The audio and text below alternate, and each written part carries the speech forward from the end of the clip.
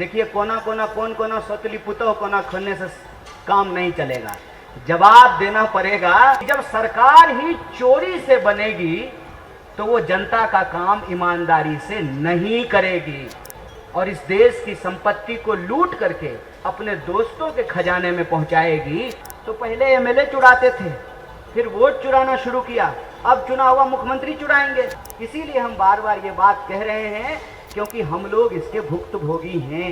और जब सरकार चुनी हुई नहीं होगी, चोरी से बनी होगी, तो वो बेरोजगारी कैसे दूर करेगी और क्यों दूर करेगी? वो महंगाई क्यों दूर करेगी? वो पलायन क्यों रोकेगी? वो नौकरियां क्यों देंगी? नमस्कार, दर्श न्यूज़ देख रहे हैं आप और मैं हूं आपके साथ दक्षा प्रिया। आज वोटर अधिकार यात्रा का 5वां दिन है। राहुल तेजस्वी की जोड़ी ने बिहार में धमाल मचा कर रखा है। अगर बात की जाए आज की, तो आज तेजस्वी यादव सुबह से ही सड़कों पर नजर आए। राहुल गांधी शाम में बिहार पहुंचेंगे और बिहार की सड़कों पर एक बार फिर से उतरेंगे। लेकिन इसी बीच कांग्रेस के नेता कन्हैया कुमार और आरजेडी के नेता और राज्यसभा से सांसद संजय यादव ने एक बार फिर से सरकार पर खूब हमला बोला है।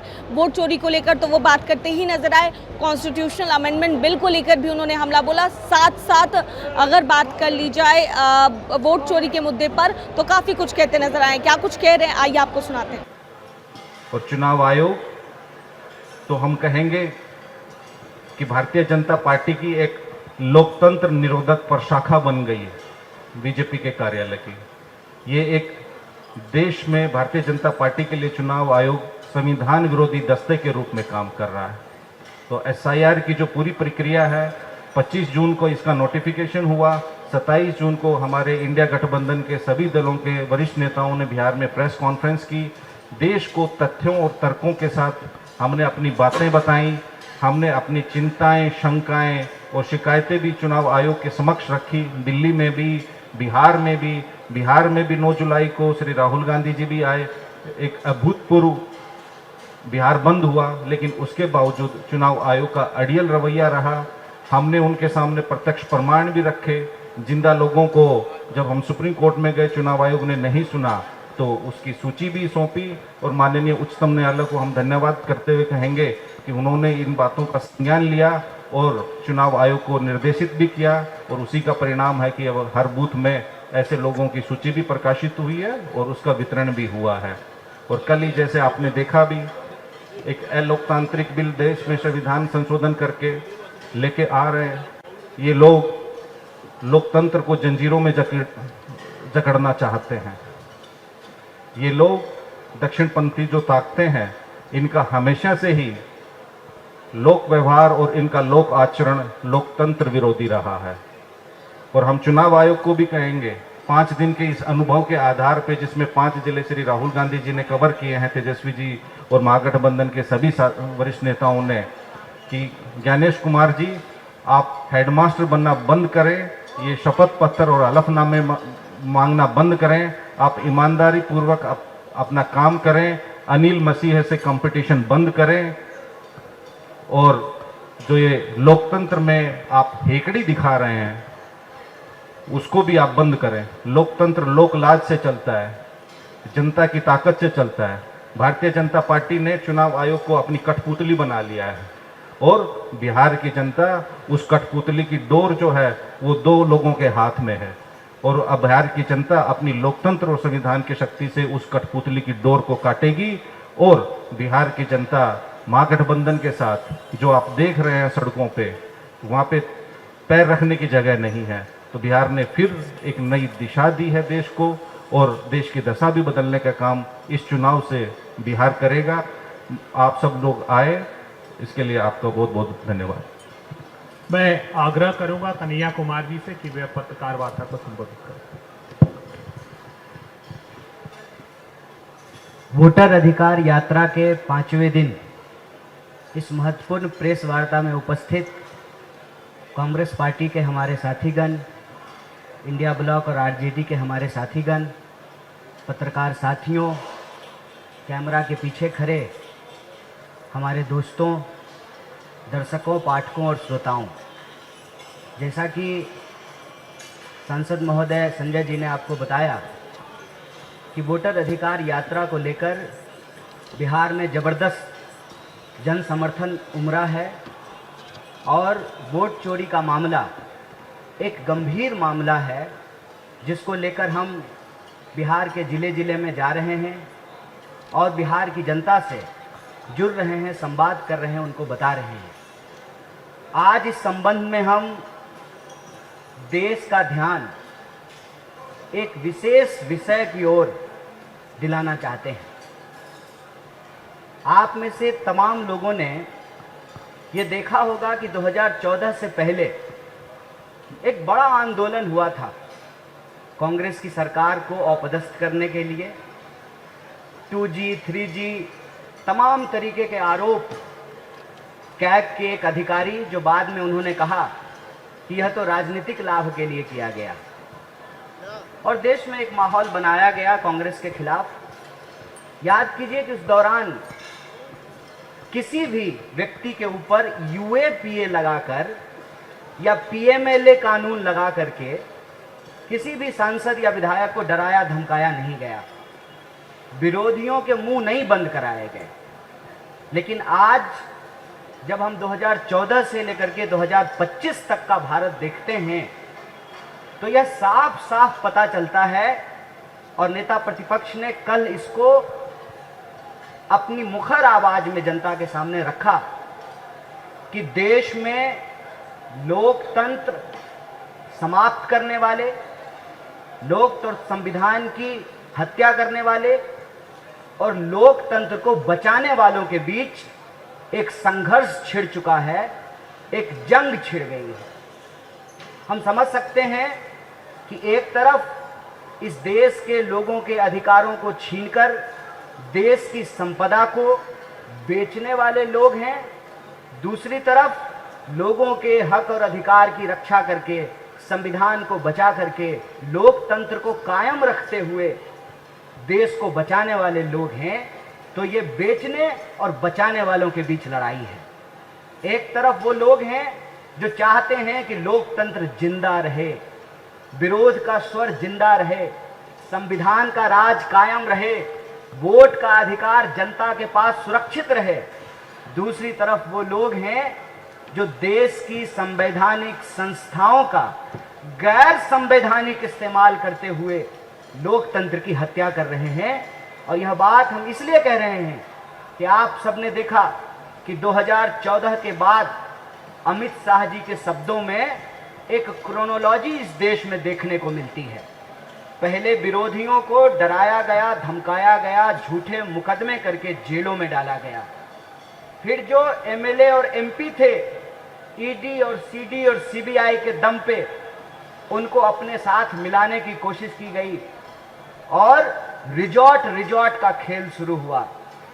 ऑपरेशन लोटस के नाम पर चुने हुए विधायकों को खरीद करके इस रिजॉर्ट से ले उठाते थे, उस रिजॉर्ट में पहुंचाते थे, चुनी हुई सरकारों को गिराया गया। मतलब पहले अमित शाह इस देश के MLA चुराते थे, फिर उनको लगा कि जब चुनाव आयोग हमारा ही है, ED अब हमारे कब्जे में है, CBI हमारा तोता बन चुका है, तो स्वाभाविक रूप से उनको लगा कि करोड़ों रुपया MLA के ऊपर खर्च करने की जरूरत नहीं है। MLA चुराना छोड़ करके, MLA को रिजॉर्ट घुमाना छोड़ करके वोट चोरी का कार्यक्रम बनाया गया।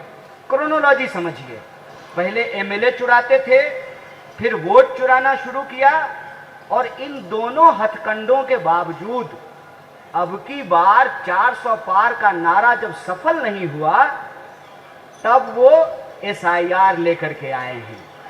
और SIR का जब बिहार की धरती पे पुरजोर विरोध होना शुरू हुआ और लोगों ने कहा कि जो चुनाव आयोग कागज मांग रही है, पहले वो अपना कागज दिखाए, वोटर लिस्ट दे देश की जनता को और बताए कि वोटर लिस्ट में गड़बड़ी क्यों है, क्यों एक लोग का नाम 4 जगह पे है, क्यों जिंदा लोगों का नाम काट दिया गया है, क्यों जो है मरे हुए लोगों का नाम जोड़ दिया गया है, क्यों आधार कार्ड नहीं स्वीकार किया जा रहा है और आवासीय मांगा जा रहा है। जब इस पे हल्ला शुरू हुआ तो चोर ने नया नुस्खा अपनाया है। कल पार्लियामेंट में नया बिल आया है और बिल का नाम है कॉन्स्टिट्यूशनल अमेंडमेंट बिल। और इसमें ये कह रहे हैं कि किसी सीएम पे अगर मुकदमा हो गया तो 30 दिन के भीतर उसको पद से हटा देंगे। क्रोनोलॉजी समझे, देश के लोगों को क्रोनोलॉजी समझना चाहिए। पहले एमएलए चुराते थे, फिर वोट चोरी किया, उसके बाद सीएम चुराने का प्रबंध इन्होंने कर लिया है। मतलब एन केन प्रकारेण यह इस देश में लोकतंत्र में आम लोगों के पास जो जनता के पास चुनने का अधिकार है उसको ये छीन लेना चाहते हैं। लोकतंत्र को ये लाठी तंत्र बना देना चाहते हैं। और यहाँ जो एक जरूरी बात है जिस पे हर नागरिक को, मैं कहता हूं कि भाजपा के समर्थकों और कार्यकर्ताओं को भी सोचने की जरूरत है कि जब सरकार ही चोरी से बनेगी तो वो जनता का काम ईमानदारी से नहीं करेगी। जब सरकार चोरी से बनेगी तो बेरोजगारी दूर नहीं करेगी। जब सरकार अपराधी चलाएंगे तो अपराधियों पे लगाम नहीं लगाया जाएगा। जब एमएलए एमपी को मालूम है कि जनता से वोट लेकर के एमपी एमएलए बनना ही नहीं है, जब सीएम को मालूम है कि प्रधानमंत्री और गृह मंत्री के कृपा पात्र से ही सीएम रहना है, तो बताइए वो आपका पलायन क्यों रोकेंगे, आपको नौकरी क्यों देंगे, आपको शिक्षा क्यों देंगे, आपके स्कूल और कॉलेज क्यों बनाएंगे, आपकी सड़कें क्यों बनाई जाएगी। यह जो तमाम सवाल है उन सवालों को लेकर के देश को गंभीर होने की जरूरत है, क्योंकि लोकतंत्र में सबसे बुनियादी अधिकार होता है वोट का अधिकार। अगर वोट का अधिकार ही हमारे पास नहीं है, मतलब हमारे पास रोजी रोजगार का भी अधिकार नहीं है, हमारे पास सुरक्षा का भी अधिकार नहीं है, हमारे पास शिक्षा का भी अधिकार नहीं है, हमारे पास स्वास्थ्य का भी अधिकार नहीं है। और ठीक कहा संजय जी ने, चोरी से बनी हुई सरकार आपकी पढ़ाई, कमाई, दवाई, सिंचाई हर चीज चुराएगी और इस देश की संपत्ति को लूट करके अपने दोस्तों के खजाने में पहुंचाएगी। इसीलिए हमने कहा कि ये बेचने और बचाने वालों के बीच संघर्ष है। एक तरफ वो हैं जो लोकतंत्र को समाप्त कर देना चाहते हैं, उसको लूट तंत्र और लाठी तंत्र बना देना चाहते हैं। दूसरी तरफ वो लोग जो इस देश से प्यार करते हैं, जिनको अपने परिवार से प्यार है, जिनको अपने बच्चों से प्यार है, जो अपने आने वाली पीढ़ी के बारे में बेहतर सोचना चाहते हैं, उनको वोट के अधिकार को बचाना पड़ेगा। क्योंकि वोट का अधिकार नहीं रहेगा तो ना आपके पास रोजगार रहेगा, ना नौकरी रहेगी, ना पेंशन रहेगा, आपके पास कोई अधिकार बचेगा ही नहीं। इसीलिए यह यात्रा वोट चोरी को रोकने की यात्रा है। यह यात्रा यह सुनिश्चित करने की यात्रा है कि लोकतंत्र में जनता का सेवक जनता के द्वारा चुने जाएंगे और यह एमपी एमएलए चुराना, फिर वोट चुराना और फिर सीएम चुराना और चोरों का जो यह शासन स्थापित करने की जो कोशिश है, इस कोशिश को हमको नाकाम करना पड़ेगा। और बड़ी उम्मीद है बिहार की धरती से, जिस तरीके से इंडिया ब्लॉक की तमाम पार्टियां एकजुट होकर के, उसके कार्यकर्ता एकजुट होकर के इतने बड़े कैंपेन में एकता के साथ चल रहे हैं। ऐसा लगता है कि 1947 से पहले जैसे आज़ादी के लिए संघर्ष किया जाता था, आज 2025 में उस प्राप्त आज़ादी को बचाने के लिए संघर्ष किया जा रहा है। इसीलिए हम लोग पूरी मुखरता से कह रहे हैं कि वोट चोरी को रोकना इसलिए जरूरी है ताकि बेरोजगारी की अकाउंटेबिलिटी तय हो सके। वोट चोरी को रोकना इसलिए जरूरी है ताकि किसानों को उनके फसल का दाम मिल सके। वोट चोरी को रोकना इसलिए जरूरी है कि जब पेपर लीक होगा तो वोट चोरी वाली सरकार उसके ऊपर कोई कार्रवाई नहीं करेगी। जब अपराधी ही सरकार चलाएंगे तो अपराधियों पे कोई नकेल नहीं कसा जाएगा। और जब पेपर लीक से बना हुआ दरोगा है तो वो अवैध शराब बेचने से क्यों रोकेगा?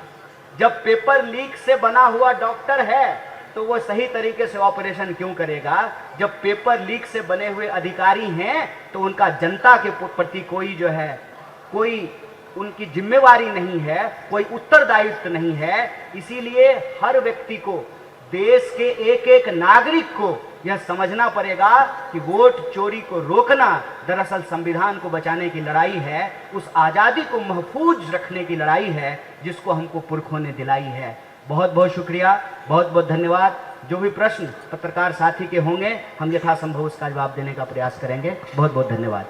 संसद में कॉन्स्टिट्यूशनल अमेंडमेंट बिल पेश किया गया और उसके बाद कल इस बिल को पढ़ा गया, जिसके बाद अब सत्ता पक्ष के तमाम नेता विपक्ष पर पूरी तरीके से हमलावर है। वो ये कह रहे हैं कि संसद की मर्यादा बना के रखना विपक्ष को नहीं आता है, बिल्कुल अमर्यादित है जो भी किया है विपक्ष ने।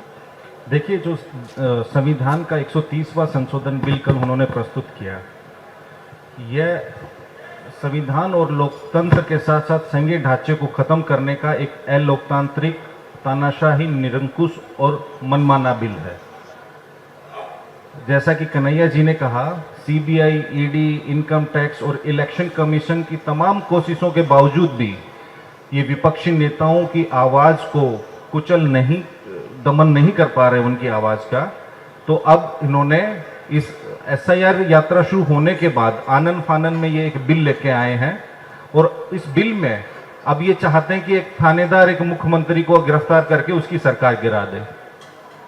इन एजेंसियों से कुछ नहीं हुआ। माननीय उच्चतम न्यायालय ने जो उनकी ऑब्जर्वेशंस रही ईडी के केसेस में, अच्छा ये इनका संयोग है या प्रयोग, 95% केसेस इनके विपक्षी नेताओं और विपक्षी पार्टियों के खिलाफ क्यों होते हैं? आज हम विपक्ष में हैं तो भ्रष्टाचारी हैं, कल भारतीय जनता पार्टी में चले जाएंगे तो शिष्टाचारी हो जाएंगे। जैसे कन्हैया जी ने जिक्र किया ऑपरेशन लोटस, तो इस ऑपरेशन लोटस की तो बोलती बंद तो ऑपरेशन पोटस ने कर रखी है ना, ऑपरेशन सिंदूर के बाद कुछ बोल पा रहे हैं वो।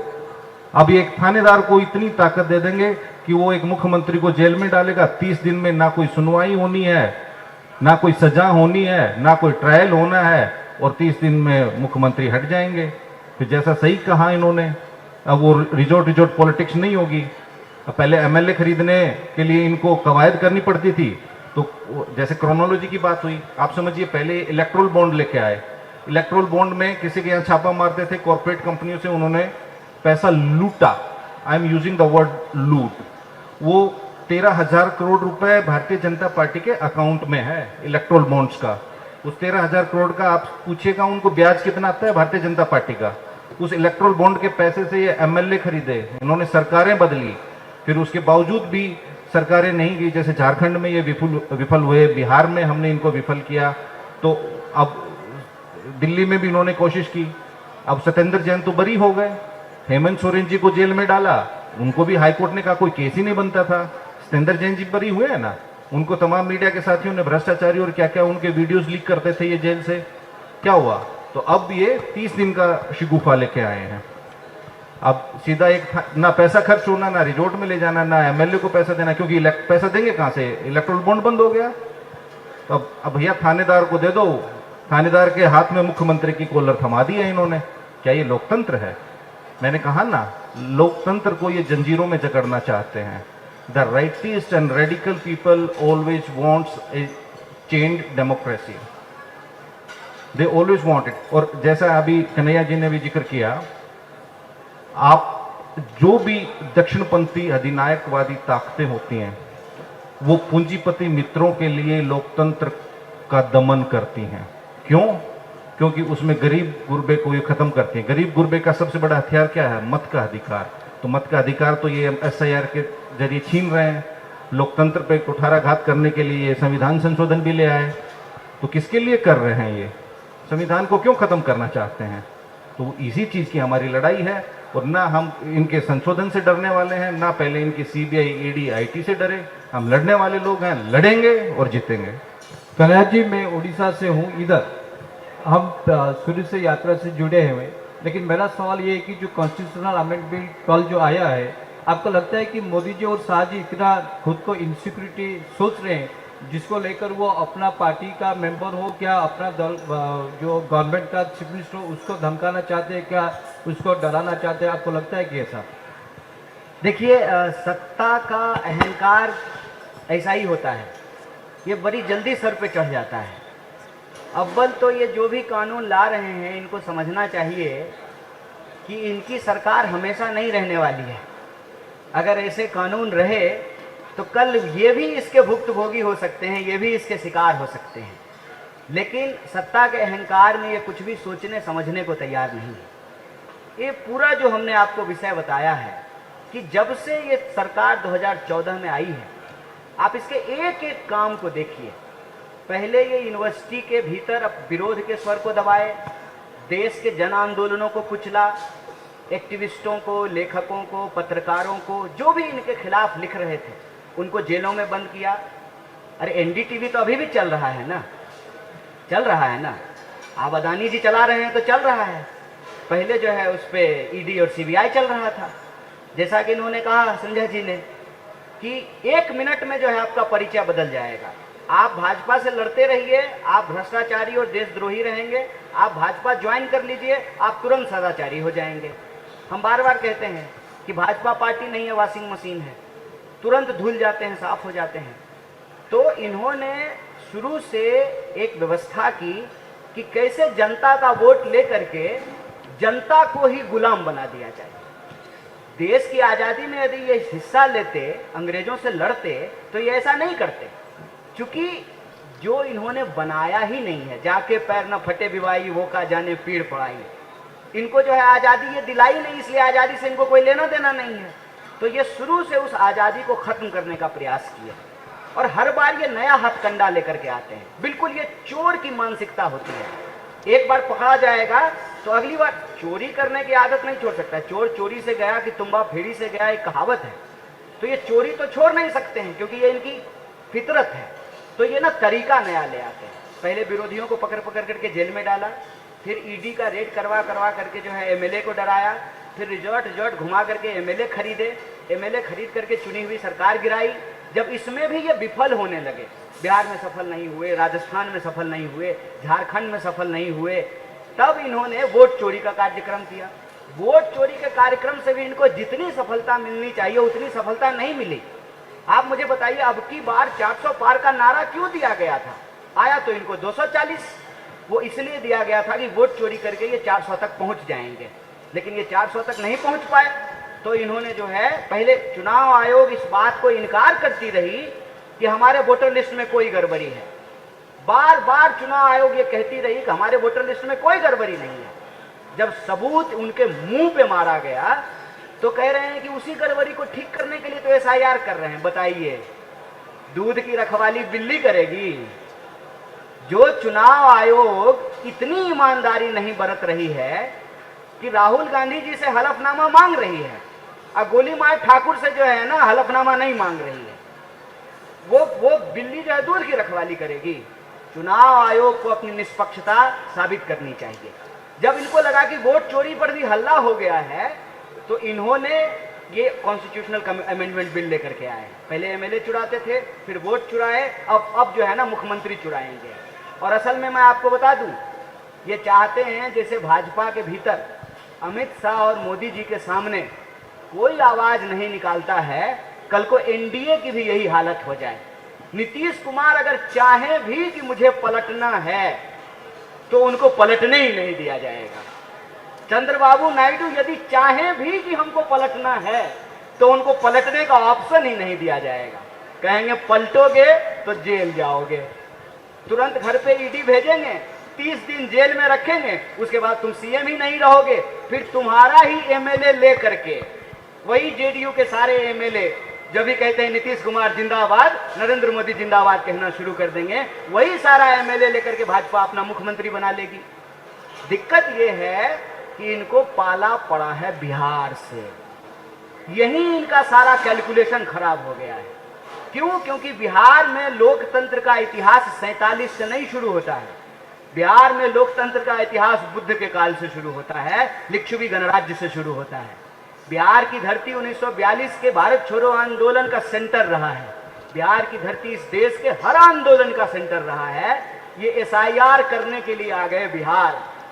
अब बिहारी इनको भादो के रौदा में शीतलहरी का मजा दिलाने वाला है। और उसका असर मैं आपको बता दूं कि कल प्रधानमंत्री हमारे जिले में आ रहे हैं उस पुल का उद्घाटन करने के लिए जिसका उद्घाटन वो ऑलरेडी कर चुके हैं। डबल इंजन की सरकार में एक ही पुल का 2-2 बार उद्घाटन किया जाता है। यही डबल इंजन की सरकार है। क्यों? क्योंकि जनता जो आ रही है वोटर अधिकार यात्रा में उमर करके, तो प्रधानमंत्री जी मिस कर रहे हैं, उनको भी रील बनाने का मन कर रहा है। लाइक कीजिए, सब्सक्राइब कीजिए। प्रधानमंत्री को देखे हैं लाइक और सब्सक्रिप्शन के लिए भीख मांगते हुए? इकलौते ऐतिहासिक प्रधानमंत्री भारत की भूमि में हुए हैं जो सब्सक्रिप्शन और लाइक के लिए भीख मांगते हुए दिखते हैं। तो उनको भी मन किया है कि दो नेता प्रतिपक्ष जो है यात्रा निकाल रहे हैं बिहार में, पूरा इंडिया ब्लॉक साथ में है, तो उनको मन किया कि थोड़ा हम भी रील बना लेते हैं। तो कल गंगा जी के किनारे जो है ना वो रील बनाएंगे। तो गंगा के किनारे, गंडक के किनारे, सोन के किनारे, बागमती के किनारे, बलान के किनारे, कोसी के किनारे रहने वाली जो बिहार की आवाम है, उसने ये तय किया है कि लोकतंत्र की जननी से लोकतंत्र को समाप्त नहीं होने दिया जाएगा। इनकी हर कोशिश को हम नाकामयाब करेंगे। इनका बहुमत संसद में जरूर है, सड़क पे हम अपनी बहुमत साबित करेंगे। इसीलिए यह यात्रा चल रही है, अनवरत जारी है। सर, मैं आपसे एक सवाल करना चाहूंगी। सर, अच्छा, तो ऐसा कहेंगे तो नीतीश कुमार जिस स्कूल में पढ़े थे वो तो नेहरू जी का देन है। अब मोदी जी का इलाज जिस अस्पताल में हुआ था वो भी नेहरू जी का देन है। अगर ऐसा भाजपा कह रही है तो उस भाजपा के नेता को पूछिएगा कि तुम्हारे पप्पा का जहाँ इलाज हुआ था वो भी तो कांग्रेस के टाइम में बनाया हुआ है। तुम्हारा विद्यालय जो बना हुआ है वो भी तो जो है कांग्रेस के टाइम में बना हुआ है। तुम आज नेता बने हो इसीलिए ना, क्योंकि जनता का अधिकार आया है, वोट का अधिकार आया है। वरना राजा के, रानी के पेट से राजा पैदा होता था। तो ये अधिकार तो कांग्रेस पार्टी ने दिलाया है। इस आजाद हवा में जो सांस ले रहे हो वो आज़ादी तो कांग्रेस पार्टी दिलाई है। देखिए, कोना कोना कौन कोना सौतली पुतौ कोना खन्ने से काम नहीं चलेगा। जवाब देना पड़ेगा कि इस देश में मताधिकार की चोरी क्यों की जा रही है। और हमारी समझ ये है कि मताधिकार की चोरी इसलिए की जा रही है ताकि जनता का काम ईमानदारी से नहीं करना पड़े। चोरी की सरकार बेरोजगारी के सवाल को नहीं हल कर सकती। हमारे साथी कुछ कन्हैया जी, एक सेकंड, आपने सड़क की बात की, कल प्रधानमंत्री जी भी यहाँ आ रहे हैं। 2004 से लेकर 2009 तक यूपीए 1 की सरकार थी। आपकी जानकारी के लिए बता दूं, उस वक्त बिहार में 1 लाख किलोमीटर से अधिक ग्रामीण सड़कें यूपीए 1 सरकार में बनी थी। 2 लाख करोड़ का पैकेज तत्कालीन प्रधानमंत्री स्वर्गीय सरदार मनमोहन सिंह जी, यूपी के चेयरपर्सन श्रीमती सोनिया गांधी जी और उस वक्त हमारे तत्कालीन रेल मंत्री थे श्री लालू प्रसाद यादव जी, बिहार को 2 लाख करोड़ रुपए मिला था। इस एनडीए के सरकार ने जब बिहार का विभाजन हुआ था, बिहार और झारखंड का, 1,79,000 करोड़ रुपए उनका बकाया था, वो यूपीए ने बिहार के विकास के लिए दिया। और जो ग्रामीण सड़कें आप देख रहे हैं 1 लाख किलोमीटर से अधिक, वो उसी वक्त की बनी है। और अभी भी 30,000 किलोमीटर से सड़कें उस दौर की बनी हुई सड़कें जर्जर हैं, जो टूटी हुई हैं। जितने 4 लेन मिले, अगर ऐसा ही इनको अपने विकास पे अभिमान है तो एक तुलनात्मक विश्लेषण कर दें मुख्यमंत्री कार्यालय से, सीएमओ से। हम चुनौती के साथ कह रहे हैं, 2004 से लेके 2014 तक यूपीए 1 और यूपीए की सरकार में बिहार को बिजली और सड़क के लिए कितना पैसा मिला और 2014 से लेके 2025 में इन लोगों ने कितना दिया है। एक लफाजी करते, जैसे उन्होंने कहा कल जहां आ रहे हैं उसका 2 बार शिलान्यास किया और 2 बार उद्घाटन किया और फिर उसी पैकेज में डाल देंगे वो 2015 के में। बिहार की जनता को मूर्ख समझते हैं प्रधानमंत्री। गुजरात को देंगे तोहफा और बिहार को देंगे धोखा, ये नहीं चलेगा। बिहार की जनता जानती है, तभी तो वो 7 पार्टी को लेके साथ घूमते हैं। एक ऐश्वर्य मुख्यमंत्री के नेतृत्व में काम कर रहे हैं। कल क्या करेंगे, आएंगे उस पुल पे सबको हटाएंगे, वॉक करेंगे, फोटो कराएंगे, जैसे सही कहा, रील बनाएंगे और चल देंगे शाम की फ्लाइट से। बिहार को क्या मिलेगा, बिहार के युवाओं को क्या मिलेगा? कुछ नहीं मिलेगा। कन्हैया जी, एक सवाल मैं ये जानना चाहती हूँ। मेरा नाम अपराजिता है, टीएनपी न्यूज से हूँ, और मैं ये जानना चाहती हूँ, हमेशा आपके मुंह से हमने ये सुना है कि लोकतंत्र खतरे में है, आप हमेशा बोलते हुए नजर आए हैं, लेकिन खुद चुनाव हारने की बात, क्या ये आपके निजी हार का दर्द है? नहीं, हार जीत की कोई बात नहीं है, बात अधिकार की है। मेरे हारने जीतने से कोई फर्क नहीं पड़ता है। सवाल है कि इस देश की जनता के पास मताधिकार होना चाहिए। ये एक व्यक्ति का सवाल नहीं है, ये इस देश की संस्कृति, इतिहास और भविष्य का सवाल है। जब लोगों के हाथ में वोट ही नहीं होगा तो उसके पास कुछ नहीं होगा। आप मुझे बताइए कि हमने वोट दिया इनको, ठीक है, और जो है चुना हमने इनको, अब ये सरकार बनाएंगे ही नहीं, सरकार कोई और बनाएगा। और ये पिछले 11 साल से हम लोग देख रहे हैं। मैं जो कह रहा हूं उसमें झूठ क्या है, मुझे बता दीजिए। क्या महाराष्ट्र के विधायक गुवाहाटी के होटल में नहीं थे? इस राज्य का विधायक उठा करके उस राज्य में रिजॉर्ट में छुपा करके नहीं रखे। ऑपरेशन लोटस नाम दिया और चुनी हुई सरकारों को नहीं गिराया। तो पहले एमएलए चुराते थे, फिर वोट चुराना शुरू किया, अब चुना हुआ मुख्यमंत्री चुराएंगे। केजरीवाल जी को जेल में बंद कर दिया। जितना दिन वो जेल में बंद रहे तो मतलब वो मुख्यमंत्री रहेंगे नहीं कानून के हिसाब से, फिर उनका एमएलए जो है उसको लेकर के अपनी सरकार बना देंगे। और ऐसा बीजेपी ने नॉर्थ ईस्ट में किया। भले मोदी जी मणिपुर नहीं गए हैं, लेकिन एक एमएलए से इन्होंने अपनी मुख्यमंत्री बनाई, ऐसे ही एमएलए को खरीद करके। तो आप मुझे बताइए, जब लोकतंत्र ही नहीं बचेगा, लोगों के पास मताधिकार ही नहीं बचेगा, तो कोई आम साधारण पृष्ठभूमि के लोग जो हैं उनको न चुनने का अधिकार होगा, न चुनाने का अधिकार होगा। और जब सरकार चुनी हुई नहीं होगी, चोरी से बनी होगी, तो वो बेरोजगारी कैसे दूर करेगी और क्यों दूर करेगी? वो महंगाई क्यों दूर करेगी? वो पलायन क्यों रोकेगी? वो नौकरियां क्यों देंगी? वो जनता के विकास का काम क्यों करेंगे? जब नेता को ये मालूम है कि चोरी से ही नेता बनना है, तो वो जनता के लिए काम क्यों करेंगे? इसीलिए मैं आपको बताऊं कि ये लोकतंत्र की परिपाटी खराब कर रहे हैं। और आपको अगर ध्यान हो तो जमीनी स्तर पर ये ऑलरेडी हो रहा है। आप देखिए कि एक कोई पार्षद चुना जाता है और 5 साल के कार्यकाल में 2 बार बिकता है। बिकता है कि नहीं बिकता है? 2 बार बिकता है। एक बार बिक करके एक मेयर को चुनता है, फिर जब 2 साल हो जाता है, 2 साल का नियम है कि 2 साल से पहले वो अविश्वास प्रस्ताव नहीं ला सकते हैं, तो जो ही 2 साल होता है कि फिर से सारे पार्षद को लेकर के रांची चले जाइए, फिर वही पार्षद दोबारा बिकता है और दोबारा मेयर चुनता है। तो ये ऊपर से लेकर के नीचे तक लोकतंत्र को भ्रष्ट कर रहे हैं, लोकतंत्र को समाप्त कर रहे हैं। और लोकतंत्र एक बार यदि समाप्त हो गया तो याद रखिएगा कि आजादी भी नहीं बचेगी, क्योंकि आजादी का आधार है लोकतंत्र और लोकतंत्र का आधार है मताधिकार। इसीलिए हम बार बार ये बात कह रहे हैं, क्योंकि हम लोग इसके भुक्तभोगी हैं। यूनिवर्सिटी में जब आवाजें उठी तो यूनिवर्सिटी के विद्यार्थियों को बिना मतलब के झूठे मुकदमों में जेलों में डाला गया, लेखकों को जेलों में डाला गया। और देखिए, करते करते चुने हुए मुख्यमंत्रियों को इन्होंने जेल में डाला। और आज नेता प्रतिपक्ष जब सड़क पे उतर करके संघर्ष कर रहे हैं तो सरकार पूरी कोशिश करती है, पूरी मीडिया उनके पीछे लगाती है, तमाम एजेंसियां उनके पीछे लगाती हैं। आप मुझे बताइए कि चुनाव आयोग ने, मुख्य चुनाव आयुक्त ने अपने प्रेस कॉन्फ्रेंस में 2 बुनियादी सवाल का जवाब नहीं दिया। एक कि आप तो कह रहे थे कि वोटर लिस्ट में कोई गड़बड़ी नहीं है, तो अभी गड़बड़ी कहां से निकल गई? और 2, अगर आप गड़बड़ी ठीक करना चाहते हैं तो एसआईआर को लेकर के इतनी हड़बड़ी क्यों है? क्यों जब बाढ़ आई हुई है, बारिश हो रही है, चुनाव होने को है, 2003 में हुआ था, 2025 में ही आपको क्यों करना है? क्योंकि इनकी चोरी का पुराना हथकंडा पकड़ा गया है, तो ये सुसीना चोरी का हथकंडा लेकर के आए हैं। इसीलिए जब हम कहते हैं बार बार लोकतंत्र खतरे में है, मतलब हम खतरे में नहीं हैं। मेरे कैरियर की चिंता मत कीजिए। कितना आसान है, कितना आसान है। नरेंद्र मोदी जिंदाबाद कहने लगे, कैरियर बन जाएगा चकाचक। हमारी चिंता नहीं है, एक व्यक्तिगत जो है कैरियर का सवाल नहीं है, और ना हमारी पार्टी की चिंता का सवाल है। इसीलिए हम बार बार कहते हैं, सरकार बनाने के लिए संघर्ष नहीं कर रहे हैं।